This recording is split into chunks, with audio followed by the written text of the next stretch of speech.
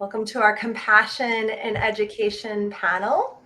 My name is Jamie Lynn Tatera, and I'm a compassion teacher at all grade levels, and I am excited to be here with these wonderful panelists so that we can talk about compassionate education, really beginning with a bigger context of what's going on in education, and then highlighting how compassion can inform how we approach education. And then finally, what can we do to make compassionate education a reality? So as you're listening, I'm really glad that all of you are here, that you have a big heart, that you care about compassionate education, which is also a topic dear to my heart. If you have questions as we're moving through, you can feel free to put those in the comments, and we'll try to save some time at the end to address whatever questions you have.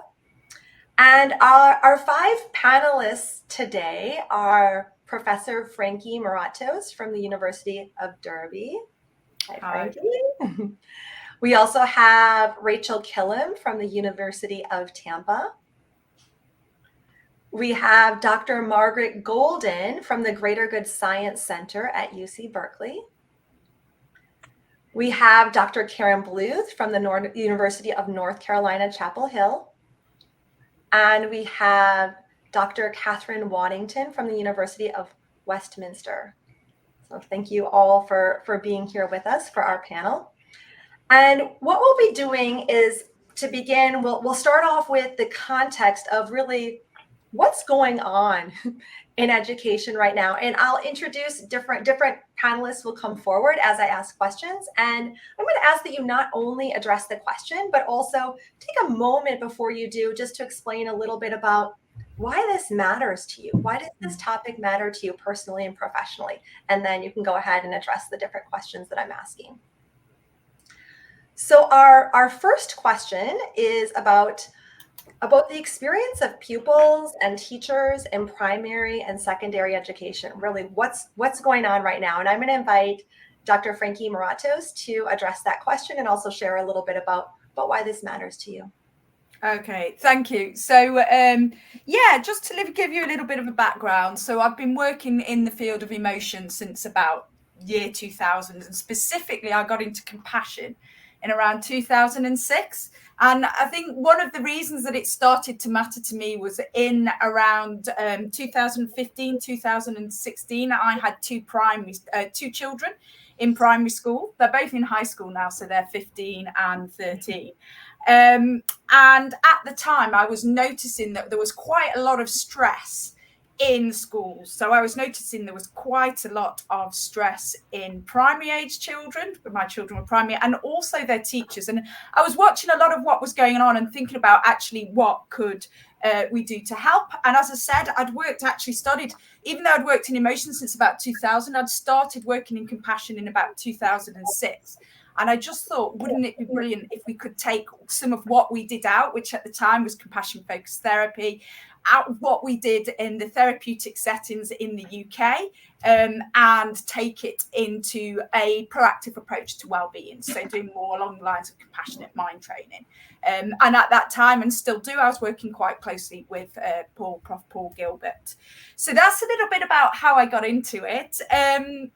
I'll tell you a little bit about some of the problems that we know we face, and then we can perhaps move on to others and have more of a discussion. But the reason around this time, my children were in primary school, so it's about 2015-16. And at that time, there was a government report in the UK, which basically was about 2017. And it said about 30% of teachers were leaving in the first 5 years of employment due to issues of workload, problems of pupil behaviour, bureaucracy. And this just seemed to be, there was a lot going on, and I was noticing this as well. And it seems that the picture hasn't changed. And in fact, our government in 2023 called for a report and individuals to contribute to teacher recruitment retention and to produce what they thought, individuals thought, was some of the main issues, or what was going well, what was not going well. And the same things came up. So the same things about actually teachers are struggling with the workload, they're struggling with individuals and having poor mental health difficulties, not being able to perhaps do as much as they'd want for their pupils, and they've struggled with pupils' behaviour. And this is causing, around the educational support partnerships, that about 78% of teachers are feeling stressed, and actually 39% have suggested they have mental health issues in the past year. And this isn't actually any different than what we're seeing globally. In fact, the International Barometer of Educational Staff is finding similar situation and similar pictures, in that there is a lot to do with work-life balance, teachers not necessarily feeling equipped to deal with the workload, and some not feeling equipped to deal with a pupil mental health, and actually the bureaucracy as well. So this was one of the things I was noting in the UK, and we won't go into Ofsted, but we know that can be quite challenging. So that was some of the work that I was noticing. But about the same time, globally, in about 2016, there was a report that suggested that pupil mental health was at an all-time low as well. And some of the things that were coming up were very much related to being in academia or education. So in adolescence, it was exam pressures. It was also bullying. It was fear of academic failure. And again, these things were exacerbated, unfortunately, have been exacerbated by COVID. And, you know, for primary school children, it was fear of being out of school. We also know there's been a big increase in loneliness.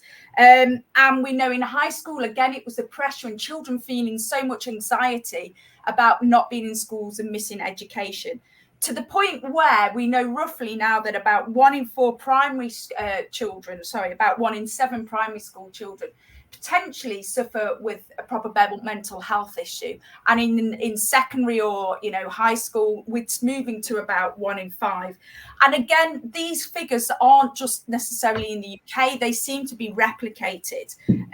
And we know that actually more and more individuals seem to be having poorer mental health. So we know that this is a world sort of crisis. We have crises in education across pupils and also across teachers and educators and individuals in the education sectors worldwide. And I'll pass over, I think somebody's going to, I think Catherine might be talking about some of the HE, but again, with some of the work we do it across different countries. So we know, you know, this isn't just an issue here. But obviously, being in compassion, wanted to get into it to actually do something to bring what we did to try and address some of the things that we're seeing and the suffering we're seeing, but bringing it in as a proactive approach. So, yeah. So right. Thank you so much for sharing. By the way, what was that percentage of teacher mental health? That was very striking. So I think, so in the UK, just alone this last year, so we have something called the Educational Support Partnership, and 78% of teachers suggested that they have been stressed. Right. Yes. Thank you for sharing. That's what I thought I heard. That's a large number. And Catherine, what are we, Dr. Waddington, what are we seeing on the university level? Okay. Hopefully you can hear me. Frankie's given us some great stats, and I'm going to come at this from a slightly different angle. So how I got into compassion was actually, I originally trained as a nurse many, many years ago. I worked clinically in coronary care and intensive care, then studied psychology and work on organizational psychology, and moved into higher education. People now say I still work with hearts, but in a different way. That's a bit corny, I know. And I think for me, what I realized is there was a report that was done relatively recently in the UK that was called Pressure Vessels. And it was actually, universities were asked to anonymously, through a freedom of information request, what was the incidence of mental health referrals through occupational health services, just the trends, not the individual case studies. And they went up alarmingly. So the report was called Pressure Vessels, the epidemic, not quite pandemic, but the epidemic of poor mental health amongst university staff, academic staff and professional services staff. In the UK, we've got a charity called Student Minds that track the mental health support and the mental health issues that our university students are facing. And certainly in universities, the need for good mental health and well-being among staff and students together goes hand in hand. You can't have one without the other. And I guess just a couple of slight anecdotes, but they're based on what we know that's happening. From a student point of view, this is many years ago when I was teaching, and I used to teach about work psychology and the use of metaphor to understand what's really going on. And this was not at the University of Westminster, another university. And I said, so if this university, to illustrate a point of using metaphors, if this university where your students was something else, what would it be? And then it was little groups. And one group said, oh, it's like a mobile phone. So why is it like a mobile phone? Well, sometimes there's good communication, a good signal, but there's too many dead zones. There's too many places where you just can't connect. So then you go, okay, so what sort of a mobile phone? We know why it's a mobile phone. And iPhones and smartphones were just coming in. So I said, oh, is it like one of these? And they're like, no. It's one of those little Nokias, pay as you go. You pay with your emotions. Now that says a lot about student experience, and if compassion is about noticing suffering, and students tell us that they're suffering their mental health because, you pay with your emotions. That really says a lot about the student experience, and it's probably only got worse. And the bit about, I've been writing a lot about compassion in universities. At Westminster, I was head of psychology, and we ran some sessions through our Centre for Resilience for healthcare professionals. And there was a workshop that was entitled Closing the Compassion Gap in the NHS. And this was quite some time ago, and there'd been some big healthcare scandals. And I had this realization of, we don't necessarily have healthcare education at Westminster, but I've been working in universities where doctors and nurses and healthcare professionals were trained, educated, and did their PhDs.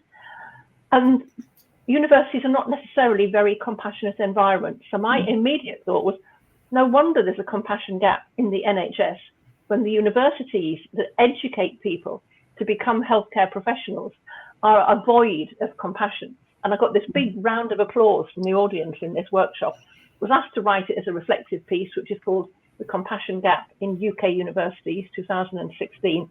And the rest, as they say, is history.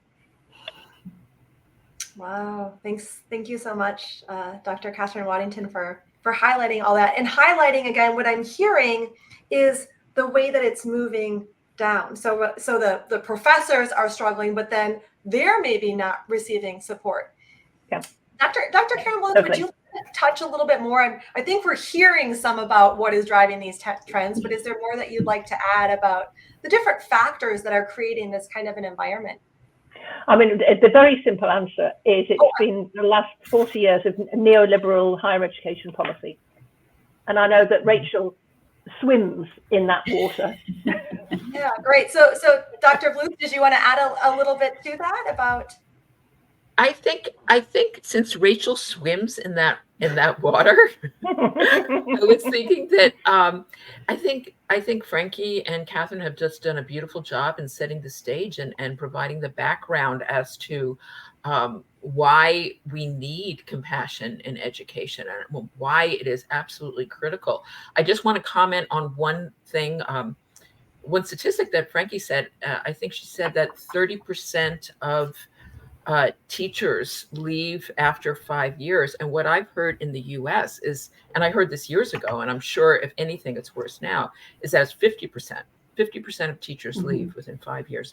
So the amount of stress and burnout among teachers is huge. And I'm saying this as a former classroom teacher. I was a classroom teacher for almost 20 years. So I know the territory. It's really, really hard work.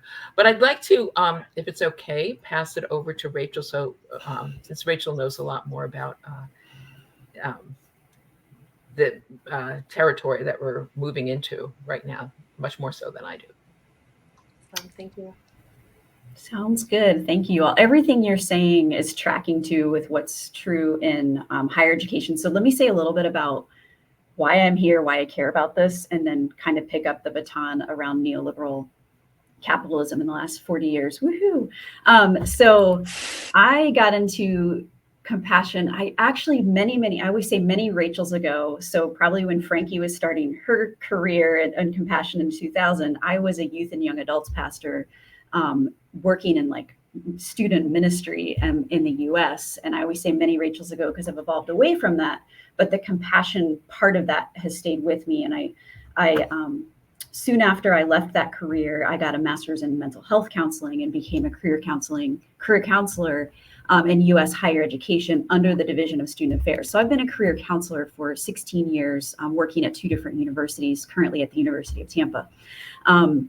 So I always say like compassion's part of my professional identity, and I think part of what I care about as a human. But something that why I got interested in studying this and helping in any way I could around this is after working in higher ed for about 12 years, sort of like what Catherine said, I started recognizing there's like an unkindness. It's a hard place to be. And I felt like I worked in a very compassionate profession, but why, like, no matter what I did to help myself be a compassionate person and to show compassion to other students, it's like I hit a ceiling. Like there were systemic things going on that stifled compassion as a norm. And that's when I went back to get my doctorate. I literally Googled PhDs in compassion. So I'm like, where do you start? And I ended up, now I'm in it and I'm 1 year from finishing, but I started in 2020. I'm getting my doctorate in interdisciplinary education. So what I'm looking at, I'm bringing together 3 disciplines: higher ed administration, philosophy, and compassion studies. And what I'm really interested in looking at, and what brings me to this panel too, is what are the philosophical, social, and political norms in our systems and our ways of thinking, the way we function in higher ed and K-12 education that make compassion difficult, no matter how much individual work we do, what's happening in our system. So that's how I came to this. And the other quick thing I want to say is, and this is different in different places in the world, but I work in the Division of Student Affairs in the US, which is part of the organizational system of higher education in the US. It's a little bit different in places like the UK or Australia, but we're outside of the classroom educators. And we're really focused on holistic student development. So our teaching and education is around emotional, social, civic, moral development of the student. So again, I'm in a field that's sort of inherently compassionate. And what's happening in our field, and this is where eventually I'll take us to neoliberal capitalism, is very similar to what everybody else is saying. Student affairs practitioners, oh, by the way, they work in, if this helps contextualize who are student affairs practitioners, residence life, counseling centers, wellness and community health, campus recreation, career services, where I work, student engagement, Greek life, all of that is what student affairs practitioners do. Does that help give you a little idea of where we're at? Okay. So what we've seen over the years, this is before COVID, but COVID brought this to a threshold and people were like, we can't stand this anymore. We can't keep working this way. But for years, we've had issues with incommensurate salaries. So salaries don't match the education level or the experience of our educators. And again, I think this is really similar to K-12 in the US, and I'm guessing the UK. Lack of advancement opportunities. So meaning you get into this field, but when you hit your ceiling of advancement, there's often no place to go. So you have to move up or move out. But you're moving out to another university with a similar situation. So you can see how this starts to become a little demoralizing. And then what a lot of you mentioned is routine burnout, mental health issues, exhaustion is just very similar to the students we work with as staff is part of our story as well. So that's all been a part of it. And finally, again, as you've mentioned, really high rates of attrition, especially in the first 5 years, like over 50%, and then a hard time hiring new professionals. So again, some of you can imagine this in education that you already know what this means is it's happening in my office this year is somebody leaves and it takes 5 to 8 months to hire a new person. Meanwhile, that workload's dispersed to other people without pay. And then we already have all these other issues going on. So y'all following, I think you're following kind of, those are the big issues. COVID, I hope is doing us a favor because what COVID did is it brought people to a threshold. There was a mass exodus. And now the profession is starting to say, we can't just keep handing out life preservers. We need to start looking at systemic norms, neoliberal capitalism, white supremacy, and other norms that are contributing to attrition. So what I mean by neoliberalism, and if anybody wants to jump in on this, I feel like I'm taking a lot of airspace, but please, if you want to add to what I'm saying, is think of like the corporatization or the businessification of higher education. So ultimately, it brings along values of bottom lines, metrics, image over truth, things like that, over the care and compassion of human beings. And so decisions are made that way, where it's all about the metric. It's all about meeting the standard, and we're not thinking about how that impacts the human. For student affairs professionals, that, and again, I think this is probably similar in K-12, I just don't want to speak for them, is we do very emotionally and socially laborious work. Our work is emotional, social, it's very qualitative. We have to recast our work into metrics and numbers that are quantifiable to be considered valid in the university, but it doesn't actually capture the breadth and depth of what we do. And so we're spending our time doing that and not getting recognition for the actual like human work we're doing. So that's one part of neoliberalism. But again, it's low staffing numbers, low staff ratios. We could go on and on. Does anybody want to throw in a comment on neoliberalism? Catherine, I know you write about this too, but, or Francis. I'm going to jump in, and Jamie, you probably don't know this, but we've got a book that I'm co-editing with a colleague called Brian Bonaparte at the University of Westminster. Frankie and her colleague Caroline Harvey got a chapter in it, along with there's 15 chapters in the book, which is called Developing Pedagogies of Compassion in Higher Education, a Practice-First Approach. And it should be published by Springer at the end of this year, so around about December. It's a shameless plug, because if you don't do it, nobody else will do it for you. And so this is just reading, this is one of the comments from one of the anonymous book reviewers of the draft manuscript of the book, which said, and it'll go on the back of the book, so this isn't my or anybody else's words, this was a peer review, anonymous peer review. For some time now, we've been told that universities must be viewed on the business model, which is what Rachel was saying, but this has only discouraged faculty, students and staff. As the contributors show, the very idea that teaching and educational practices could be more closely linked to compassion is definitely appealing, and it gives us a more inspiring way to think about the university of the future. So just keep your eyes peeled for that, and I'll be sending stuff around by Rachel, the other Rachel, to let you know when it comes out. Wow, thank you. Thank you both for sharing that. And something that I can appreciate about what I'm hearing is how systemic it is. So obviously, and I want to make sure that we'll talk a little bit more about the context and then move into how can compassion help and what can we do just to make sure that we all feel empowered with some resources that can affect change. But I think we're all seeing how it is systemic. And I used to be a classroom teacher myself, and I still work in elementary education. And it's the same kind of thing where you're doing all this work for the emotional well-being of the kids. But yes, you have data you have to submit, and there's a lot of numbers that matter and pressure on numbers. So it's definitely, this transcends the university setting. I'm wondering, Dr. Margaret Golden, if you'd mind sharing a little bit about some of the theories about how we should approach education and the education of young people. Yeah, I'd be happy to. Thank you, Jamie. That's a really big question.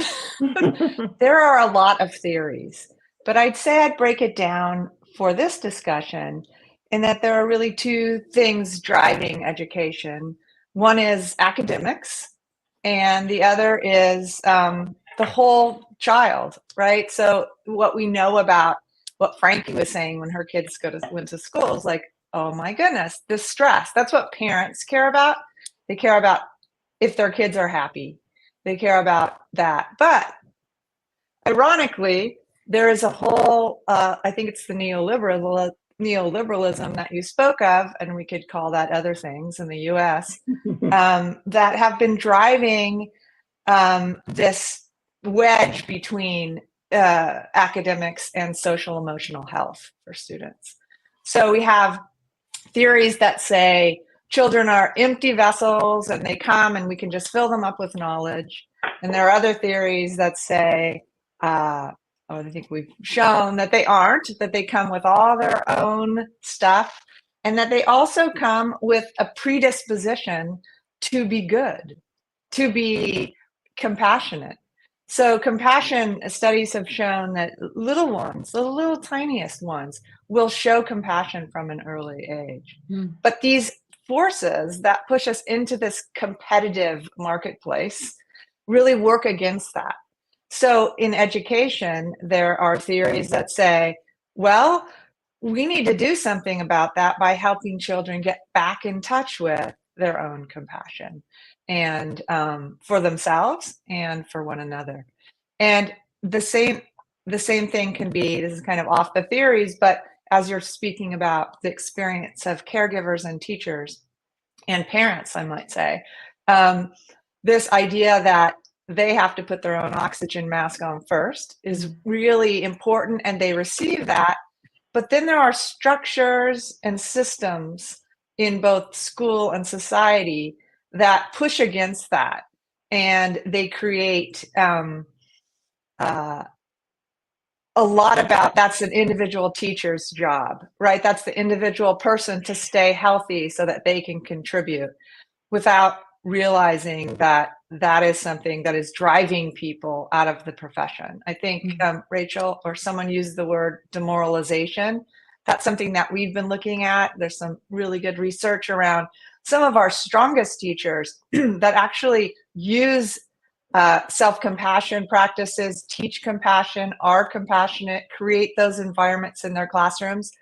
They become demoralized because they see the pressure that they can't actually make the impact that they want, because all these other things are driving away from it. So they leave the profession, and that's where we're losing some of the strongest teachers that have the capacity to hold both things, to hold the whole child as what we're teaching here, and not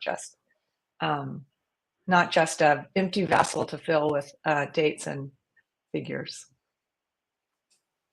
Wow, thank you. Thank you for sharing all that. That's a lot to consider, and in a big picture view that's not always held by the higher ups.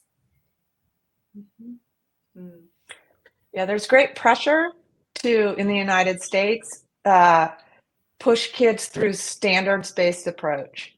And while there's nothing wrong with having standards, it's what goes away because there's standards and there's no other time. I have one of my daughters is a first grade teacher, and she went into this, and she's my daughter, so we know she's got this compassion that is why she went into this profession. And when I talk to her, I try to get her to try different practices in social emotional development and mindfulness with her little ones. She dabbles in it, but she's just like, Mom, I got to get through the curriculum. We're going to have these tests at the end of the year. Even in first grade now, we're testing them on the academics. And talk about stress and what you're doing to the kids. It's pretty intense. And I think it is because we have this competitive idea about education. You know, if I could just jump in, because I just thought of a great example from my own teaching experience, example of what Margaret's talking about. And that's that I remember I was teaching fifth grade in a public school, and there wasn't any, and it was an inner city public school. There wasn't any place for the counselor, school counselor, to meet with the kids. So she was meeting with them on the stairway, in the stairway, while, you know, classes are going up and down, going from class to class, going to lunch or whatever they're doing. And this idea that there wasn't space for that to deal with the most basic emotional needs of students, you know, says something about where our priorities are. And this was some years ago. I'm hoping things are a little bit different now, but I'm afraid not so much, that with this push for academics, which of course is important, but not at the sacrifice of students' own emotional health. Because guess what? You're not going to be able to study, you're not going to be able to achieve, you're not going to be able to do well on tests if you're completely distracted by your own depression or sadness or loneliness or anxiety. Certainly anxiety is huge now. So I just wanted to share that example. Thank you. Thank you, Dr. Karen Bluth. And I'm gonna shift and I think we already are touching on what needs to be present in order for education to be effective. And so I'm gonna shift things back again to Dr. Frankie Moratos to talk a little bit about the role that teachers can have. Although I think we're definitely hearing that it's not, even though we'll talk about teachers, then we'll talk about lecturers, that there's a higher level that needs to be addressed that we certainly want to just hold all of us in our collective consciousness. Yeah, thank you for that. I mean, I think just going back, I think the prevalence of talking about neoliberalism and, we were talking about, not in UK universities, but across, you have KEF, you have TEF, you have REF. So we talked about the metricisation, and in schools in the UK or in England, we have something called Ofsted, which puts so much pressure on everybody. A parent can go and look at a school's performance, compare it to others, but it's this reducing children and reducing teachers and reducing schools to a single word, and that is unhealthy for all. But just thinking about what can we do for teachers? Well, we've discussed, and Karen said the stats from the States are even more alarming than the UK. So 50% in the UK, in the States, you get about 50% leaving. And we said in the UK, we were about 30% in 2016 and 2017. And I think one of the things that we were looking at is how best can we support teachers? What can we do from our compassionate ethos? And again, using a parent-child analogy, you have teachers who are spending most of their days with children, most of the hours in a day with children. So they might be in the school from maybe 8:30 to 4 or 5, depending on the school. And in primary, or I think in America, you call it elementary, it's elementary for, so for the younger children. So, you might have one teacher who's with one child for maybe 7-8 hours, and that might be more time than that child is with their parents. And one of the things I was thinking about at the time is there was quite a few grass movements set up for pupils, but there was less for teachers and educators. And to me, that didn't make sense, because if you had a parent who was feeling burned out or stressed, and maybe they were working with one child, or had one child, then you might work with the parent, even if they had 1, 2, or 3 or 4 children. We would help by working with the parents. Yet what we tended to spend a lot of time doing was actually working with the children. And that's not necessarily a bad thing. We do work. We do a lot of work with children as well. But I was almost like, if we have a teacher, if we help the teacher and we work on the teacher's well-being, well, they will have greater psychological capacity.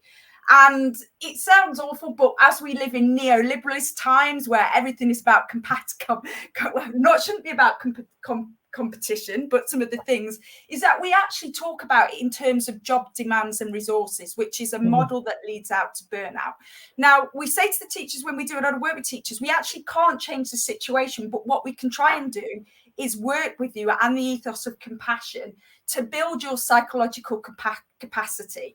And so, as we say, our work and the sort of work we do, the definition is that we have compassion is about, the noticing stress, suffering, or distressing yourself and others, and then doing something about it. So we very much wanted to actually start working with teachers and to build their resources, because actually, if you have a teacher who is feeling less stressed, is feeling, able to, in a better place of well-being, they actually have more, we know from a lot of different research, they are more able to mentalize, they're more able to show empathy, they're more able to be tolerant and tolerate others' distress as well. So we came from a point that actually let's work in one instance with teachers, and let's work with teachers and introduce compassion and compassionate mind training and improve the well-being of teachers. Also educate them. One of the things we do is educate teachers to what we've been discussing, the neoliberalism and the fact that we're stuck in insecure competition.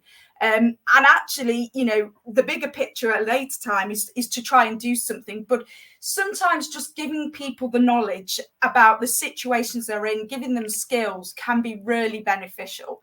And so that's some of the things that we do or should be done. And actually, if individuals and teachers, if we work with them and we work about their well-being and show them practices to do with their well-being, talk about the ethos of compassion, about kindness to themselves and others, you know, they can then lead with fidelity and model behaviours.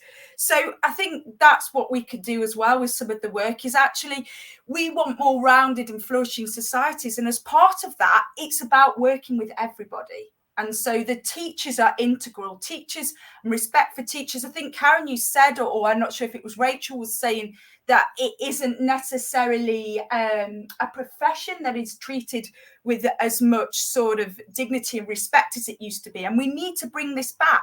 We need to focus on everybody's well-being. So the educators, the lecturers, the pupils, the students. And so I think this goes back to actually compassion and a flourishing society involves everybody and caring and helping all. Oh, you're on mute, I believe. Amy, you're muted. Yes, thank you so much for highlighting the multiple layers, right? So educating educators on this bigger system so that they name it, so they're aware of the water they're swimming in, educating them on their own mental health and how they can take care of themselves, and then they'll have those resources to bring to their students. So I appreciate those, again, those different levels of education and the respect that we need to give the profession. Dr. Catherine Waddington, do you see at the university level a similar? Yep. Yeah, I was just thinking that, and then what I think is that there's two essential kind of messages that hopefully we can think about education and higher education differently. One is about people having the courage to speak up and to say this is really, really difficult, and that they're interlinked. And it's also about having good role models of people who are self-compassionate. So from my own experience, I was, having been a head of department and having been around for quite some time, I was an interim course leader for a master's course. Students had very high expectations and were anxious. And I was course leader, and because we were quite short of stuff, and I was also module leader for 3 modules in one semester. And the student rep came to see me and she said, you know, when you do your Monday morning lectures, the one in the afternoon, she's always got her resources up and her slides up on the virtual learning environment. And yours always come later in the week. So we're thinking, could you put them up before the lecture and the seminar? And I have the experience and the courage to be able to say, no, if I did that, I'd have to work on a Sunday and a Sunday evening, and that's the time that I have for me. And I like to have the conversation and the seminar and then post this on maybe Wednesday with some additional information. And I then said to my then head of department, I said, when my module evaluations come in, they are going to be awful because, well, Catherine never gets her resources up on time and it's always a bit late. And I was so surprised because when the module evaluations came in, they were 4.6 out of 5, so I got a commendation. And the student said, actually, we really appreciated seeing somebody role modeling self-compassion. And we realized that we could have a little WhatsApp group and we could share our own resources and then we could do it that way. But if you're just starting at the beginning of your academic career, you don't always have the confidence to speak up and say, no, this isn't right. So we need to have really good role models for compassion and self-compassion and the courage to say, no, this isn't good enough. Wow, that's really powerful. Powerful that you were able to model that and that the kids were able to see that this is what we need. And also people, you know, I'm retired now, but still do some academic work. But for people that are coming in kind of at the other end of the pipeline, they need good role models to try and pave the way, to give them the courage to say, rather than turning them into kind of academic publishing machines. Mhm, mhm, mhm. So there's really so much we could keep talking about, and I want to make sure that we highlight some of the things that would be really helpful for people to consider going forward. So I know grading is one of the things. I'm just going to put that on the shelf for a moment, and I'd like to invite Dr. Karen Bluth, if you could talk a little bit about curriculum. Like, so we're talking a lot about how do we approach the environment for teachers, how do we approach the environment for kids, also what do we need to be teaching. And I know Dr. Moratos, you talked a little bit about the curriculum for the educators themselves, and maybe you can elaborate if there's more on that, but also the curriculum for what we need to be teaching kids. Yeah, I think everybody's been talking about self-compassion and how important self-compassion is for teachers, whether you're university professors or teachers in primary or teachers in secondary, having self-compassion so that, because it's a really, really, really hard job. You know, it's really hard to be taking care of the needs of not just academic needs, but emotional needs of your students. So first of all, educators themselves, going through, maybe even taking a self-compassion course. And we have self-compassion courses specifically for educators, but also just a general self-compassion course, mindful self-compassion, which is offered out of Center for Mindful Self-Compassion. We also have curricula for students, and we have the teen program, Mindful Self-Compassion for Teens. This is a program that we have that is for 11 to 18-year-olds. And traditionally it's been 8 sessions, an hour and a half each. We now have broken it down so that it will fit into the school curriculum. So 16 sessions of about 45 minutes long. I have a book, again, shameless plug. Thank you, Catherine, for opening that up. So this book is coming out at the end of the month through Pesci Publishers. And this is the self-compassion program for teens, created for teens in schools. And there's also some work in there or some guidelines for educators. There's also self-compassion for children and caregivers. And Jamie Lynn, maybe you can highlight that and talk a little bit about that, since that is your program, which we've done research on and is showing some really wonderful, wonderful outcomes. We also have a program for young adults, for adults from age 18 to 30, called Embracing Your Life. And we've now begun training teachers in that program as well. And that, what we envision is that school counselors will be teaching that at universities. We've had a lot of interest from school counselors. So those are some of the curricula that we have out there that specifically to teach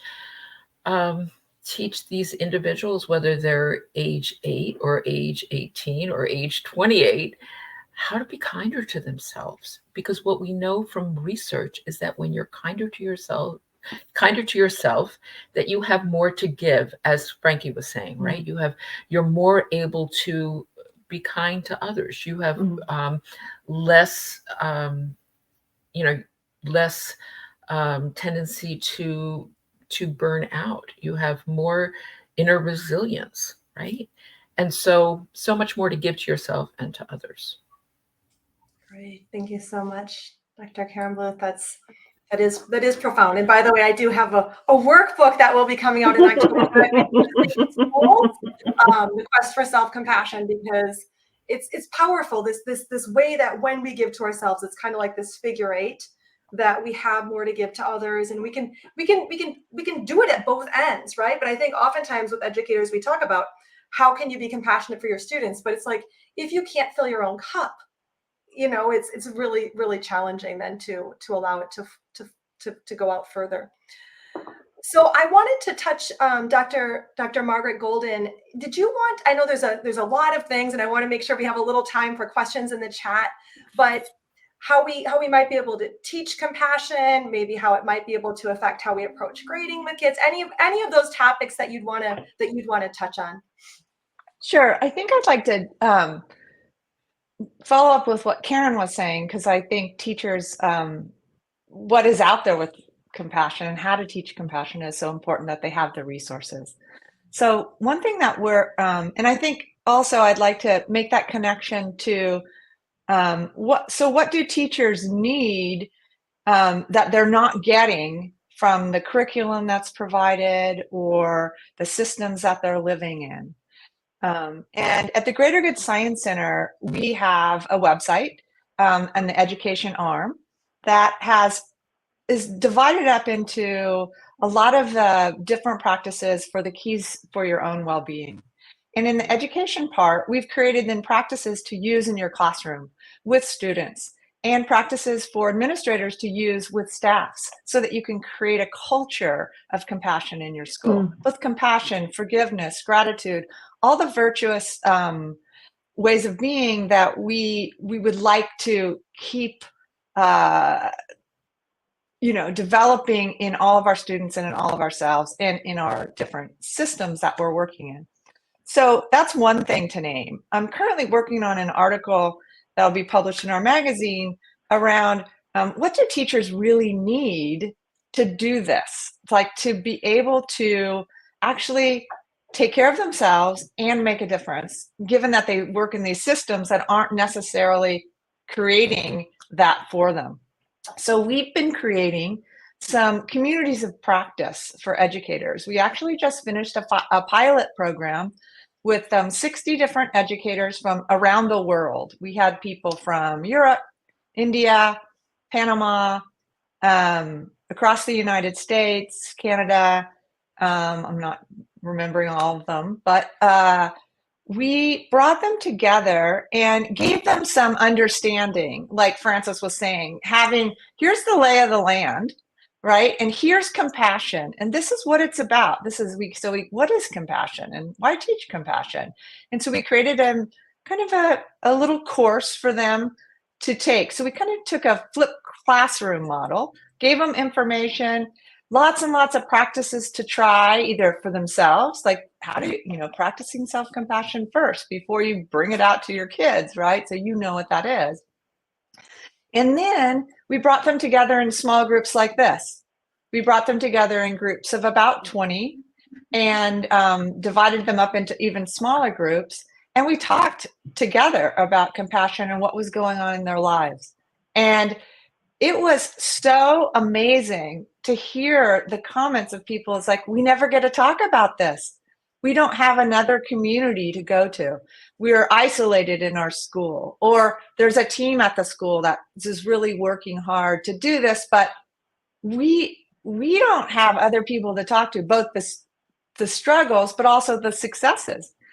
So initially, some of the participants were saying things like, why would I want to go meet with people from around the world? They have different contexts than I do. So maybe it's not going to be relevant for me. But what we found out was that was one of the highlights.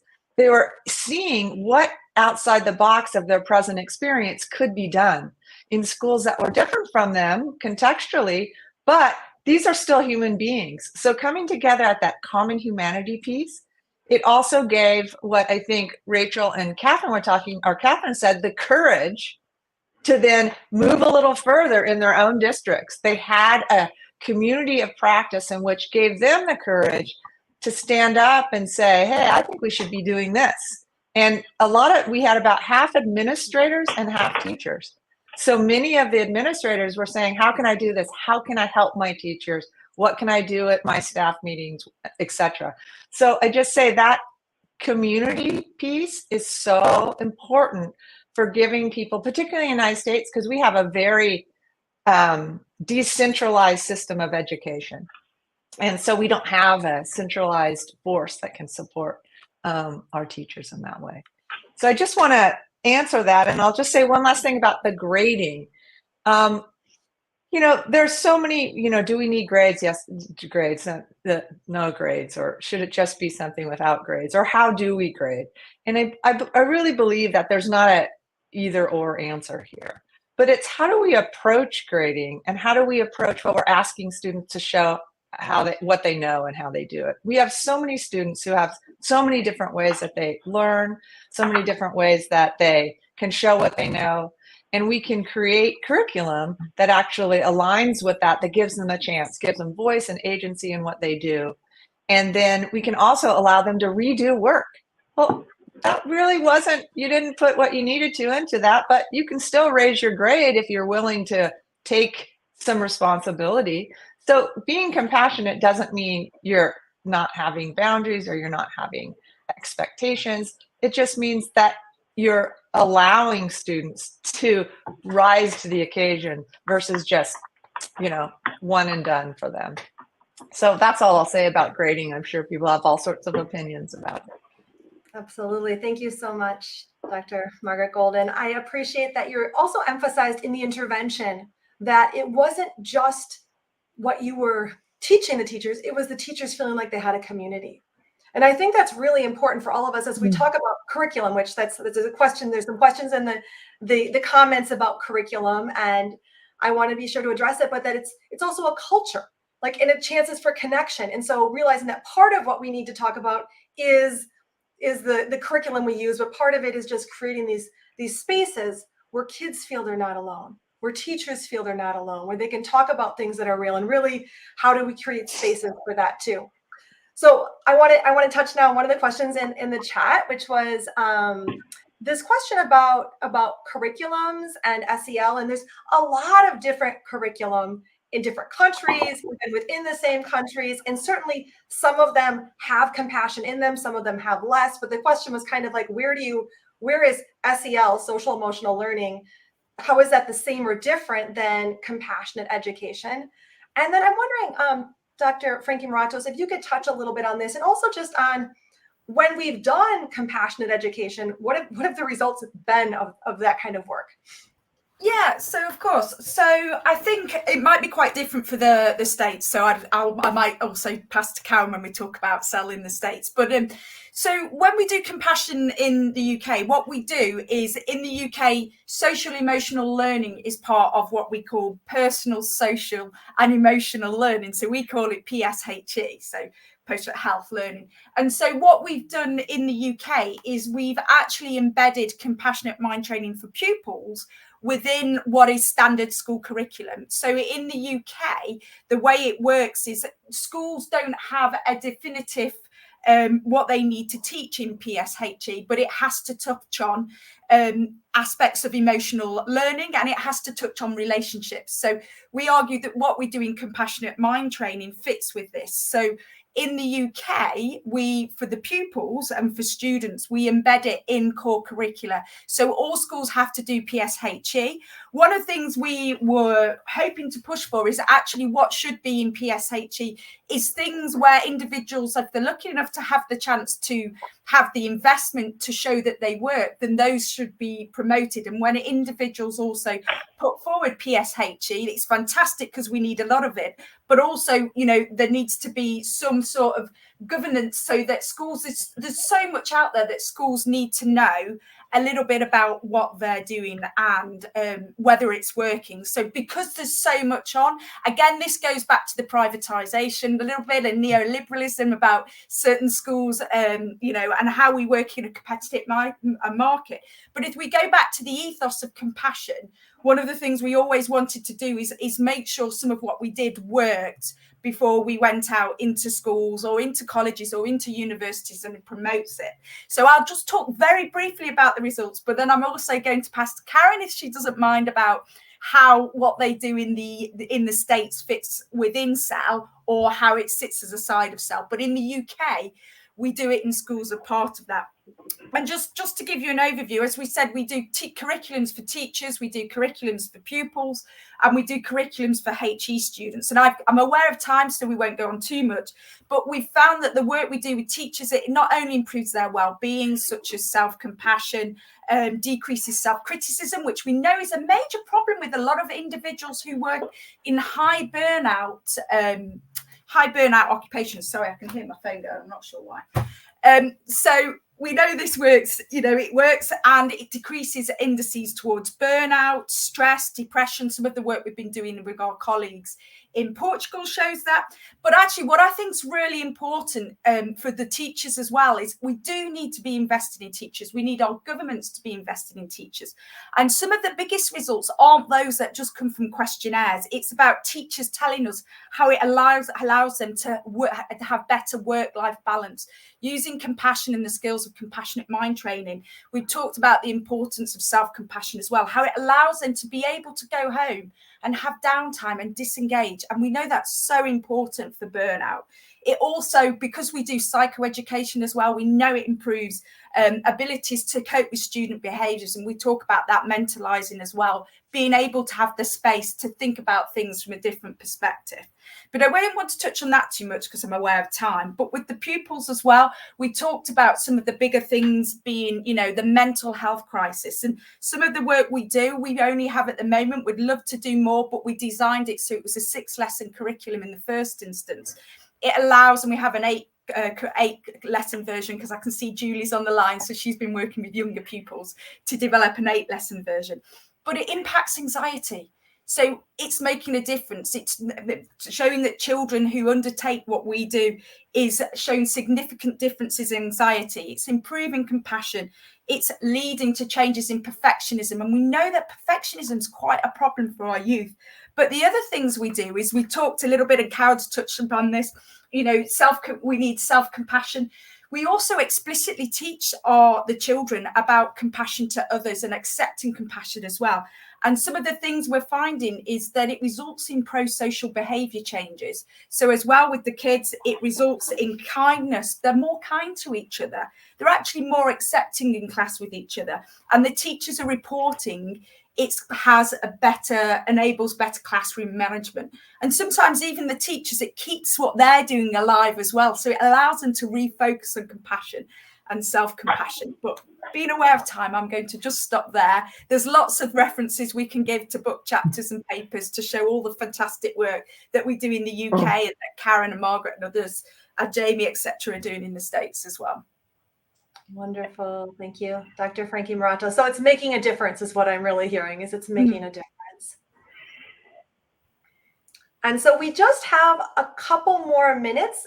So I want to acknowledge that in the chat that there's also questions about the different levels. And even when we talked about how standards that are being imposed from the outside and neoliberal capitalism could be impacting and who can benefit. So we don't have time to unpack all that, but I just want to acknowledge that the questions that are in the chat are really valuable and are things that I think need to be considered.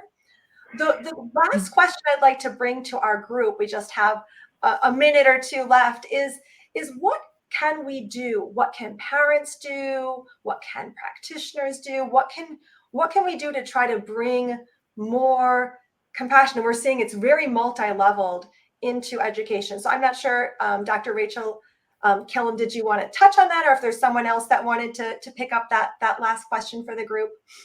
What can we do? I'll answer quickly and leave space for somebody else. And I'm not a doctor yet, but thanks for the compliment. Well, you will be within the next year. So.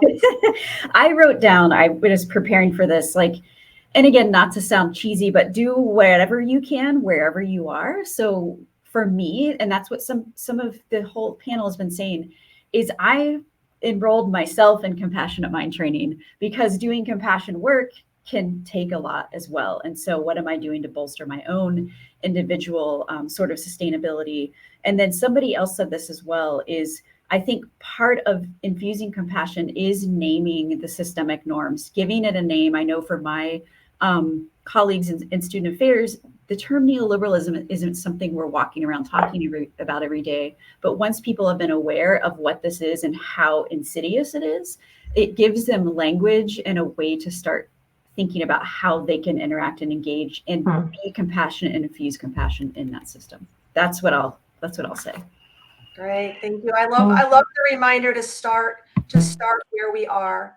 And so I'm gonna bring us to a close, just because I'm aware we're at time. I also want to acknowledge that we've been talking largely about the UK and the US, and that we're a global compassion coalition, and that we haven't represented as much what's going on in other countries and other continents. And so just acknowledging that's an area where we want to continue to incorporate that into the conversations, because we can learn.